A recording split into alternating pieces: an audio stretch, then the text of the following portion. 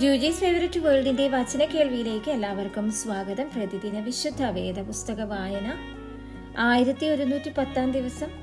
അപ്പോസ്തലനായ പൗലോസ് തെസ്സലോനിക്കർക്ക് എഴുതിയ ലേഖനം 1-ാം അധ്യായം. പൗലോസും സിൽവാനോസും തിമോഥെയോസും പിതാവായ ദൈവത്തിലും കർത്താവായ യേശുക്രിസ്തുവിലുമുള്ള തെസ്സലോനിക്ക സഭയ്ക്ക് എഴുതുന്നത്. നിങ്ങൾക്ക് കൃപയും സമാധാനവും ഉണ്ടാകട്ടെ. ഞങ്ങളുടെ പ്രാർത്ഥനയിൽ നിങ്ങളെ സ്മരിച്ചുകൊണ്ട് നിങ്ങളുടെ വിശ്വാസത്തിന്റെ വേലയും സ്നേഹപ്രയത്നവും നമ്മുടെ കർത്താവായ യേശുക്രിസ്തുവിനെ കുറിച്ചുള്ള പ്രത്യാശയുടെ സ്ഥിരതയും ഇടവിടാതെ നമ്മുടെ ദൈവവും പിതാവുമായവന്റെ സന്നിധിയിൽ ഓർത്തു.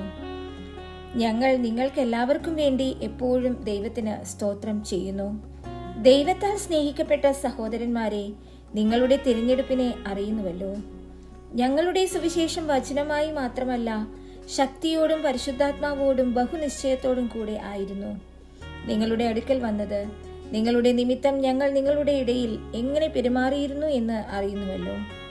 ബഹുകഷ്ടം സഹിക്കേണ്ടി വന്നിട്ടും നിങ്ങൾ പരിശുദ്ധാത്മാവിന്റെ സന്തോഷത്തോടെ വചനം കൈക്കൊണ്ട് ഞങ്ങൾക്കും കർത്താവിനും അനുകാരികളായി തീർന്നു.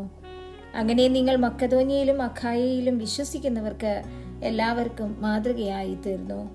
നിങ്ങളുടെ അടുക്കൽ നിന്ന് കർത്താവിന്റെ വചനം മുഴങ്ങിച്ചെന്നത് മക്കദോന്യയിലും അഖായയിലും മാത്രമല്ല, എല്ലായിടവും നിങ്ങൾക്ക് ദൈവത്തിലുള്ള വിശ്വാസം പ്രസിദ്ധമായിരിക്കുന്നു. അതുകൊണ്ട് ഞങ്ങൾ ഒന്നും പറവാൻ ആവശ്യമില്ല. ഞങ്ങൾക്ക് നിങ്ങളുടെ അടുക്കൽ എങ്ങനെയുള്ള പ്രവേശനം സാധിച്ചു എന്നും ജീവനുള്ള സത്യദൈവത്തെ സേവിപ്പാനും അവൻ മരിച്ചവരുടെ ഇടയിൽ നിന്ന് ഉയർപ്പിച്ച തന്റെ പുത്രനും വരുവാനുള്ള കോപത്തിൽ നിന്ന് നമ്മെ വിടുവിക്കുന്നവനുമായ യേശു സ്വർഗത്തിൽ നിന്ന് വരുന്നത് കാത്തിരിപ്പാനും നിങ്ങൾ വിഗ്രഹങ്ങളെ വിട്ട് ദൈവത്തിങ്കലേക്ക് എങ്ങനെ തിരിഞ്ഞു വന്നു എന്നും അവർ തന്നെ പറയുന്നു.